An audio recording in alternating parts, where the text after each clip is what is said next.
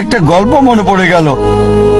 একসময় একজন ফেরেশতা এসে এক লোককে বলল, আমি তোমার উপর খুশি, তুমি যা চাইবে আমি তোমাকে তাই দেব, তবে একটা শর্ত, যা তুমি চাইবে আমি তোমাকে সব দেব, তবে তোমার প্রতিবেশীকে দেব তার দ্বিগুণ।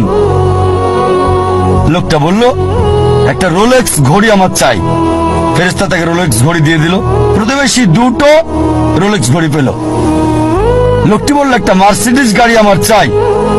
ফেরেশতা তাকে মার্সিডিজ গাড়ি দিল। প্রতিবেশীকে দুটো মার্সিডিজ দিল। লোকটি বলল, একটা সুন্দর বড় বাংলো চাই। ফেরেশতা তাকে সুন্দর বড় বাংলো দিল। তার প্রতিবেশীকে দেওয়া হলো দুটো সুন্দর বড় বাংলো। লোকটি পরে বলল, দয়া করে আমার শেষ ইচ্ছাটা তুমি পূরণ করে দাও। কি সেটা? আমার একটা চোখ তুমি নষ্ট করে দাও, যাতে কিছু আমি চোখে না দেখতে পাই। চিন্তা করেন, সে তার নিজের চেয়ে প্রতিবেশীকে নিয়ে বেশি ব্যস্ত। তার জীবন সহজ কিন্তু জটিল সেটা ভাবছে না সে। প্রাচুর্য কি দারিদ্রতা যাই থাকুক, সে বেশি চিন্তিত তার প্রতিবেশীর চেয়ে ভালো জীবন যাপন করা নিয়ে।